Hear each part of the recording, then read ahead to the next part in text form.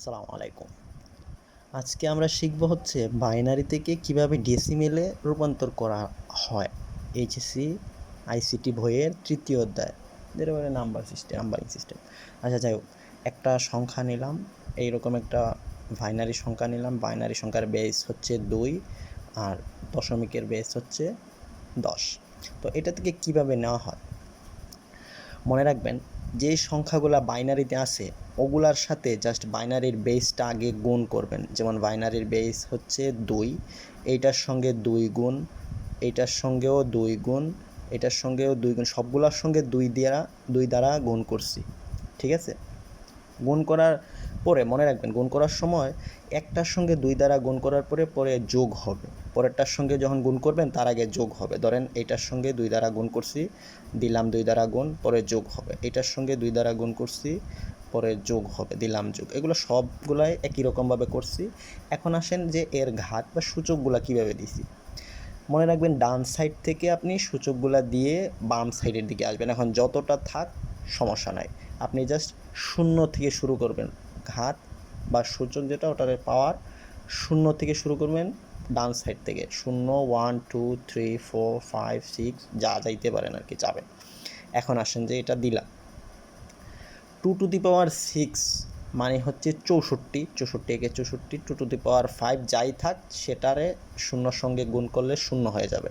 2⁴ যার মান হচ্ছে 16, 16 একে 16 আর কি, এটার মান হচ্ছে 8, 2⁵, এটা হচ্ছে 8 একে 8, পরেরটা 0 হবে কারণ 0 সাথে গুণ করলে এটাও 0। এখন আসেন আরেকটা জিনিস, এটা কোনো কিছুর ওপর বা কোনো সংখ্যার উপর যদি পাওয়ার 0 হয় তাহলে সেটার মান হয় 1। যেমন আমি যদি লিখি যে 100⁻0, সেটার মানও হবে 1, এইরকম। তাই 1 একে 1 সবগুলার যোগ করে দিচ্ছি, 89 পাইছি, 89। তো যেহেতু দশমিকে নিব তাই দশমিকের বেস হচ্ছে 10, এই জন্য এটাই দিলাম, এটাই উত্তর। তো আপনারা বাসায় এটা প্র্যাকটিস করবেন, এটা আপনারা নিজেরা করবেন, দেখবেন।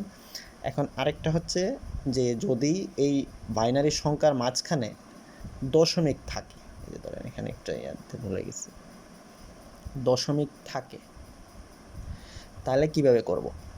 দেখেন, সবগুলার আগে আমি সংখ্যাগুলো দশমিক মনে করেন যে এখানে দিবেন নাই, আমি সবগুলার আগে কি করছি, সব সংখ্যার সাথে 2 দ্বারা গুণ করছি, তারপরে যোগ। সব সংখ্যার সাথে 2 দ্বারা গুণ করছি কারণ এর ভিত্তি হচ্ছে 2, গুণ করার পরে যোগ করে দিচ্ছি সবগুলার সাথে। এই যে এতটুকু দশমিক আসছে না, দেওয়ার পরে এই যে 1 আছে, এটার সঙ্গেও 2 দ্বারা গুণ, 0 আছে, এটার সঙ্গেও 2 দ্বারা গুণ দিলাম। দেওয়ার পরে এখন আরেকটা জিনিস খেয়াল করবেন, সেটা হচ্ছে দশমিকের বাম সাইডে যেগুলো আছে ওগুলা হবে ধনাত্মক মান, যেমন ওগুলার পাওয়ার হবে ধনাত্মক। ওইখান থেকে 0 দ্বারা শুরু করবেন আপনি, যে 0, 1, 2, 3, 4 যাওয়া যায় আর কি।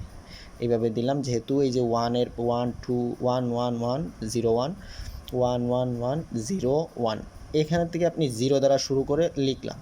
আর দশমিকের পরে অর্থাৎ ডান সাইডের যেগুলো, সেগুলোর আগে হবে 0-র পরে ইনভার্স 1, মানে (2⁻1 2⁻2 ইনভার্স 2, ওগুলা দিলাম। এখন আসেন যে 2⁴ মানে হচ্ছে 16, 16 একে 16, এটা 0, এটা 4, 4 একে 4, 2 একে 2। আগের নিয়মে যে 2-এর উপর 0 মানে হচ্ছে 1, কোনো কিছুর পাওয়ার 0 মানে হচ্ছে 1, 1 একে 1। এখন আসেন যে এটারে আমরা কীভাবে লিখতে পারি, 1/2, এটা আপনারা জানেন। তারপর দিলাম এটা 0, 16, 0, 4, এটার মান হচ্ছে এই যে উপরে গুণ হলে 0.5, যোগ করলে 23.5, অর্থাৎ 23.5। এটা যেহেতু দশমিকে নিচ্ছি তাই এটার বেস 10, এটাই আনসার। তো আপনারা এটা বাসায় প্র্যাকটিস করবেন।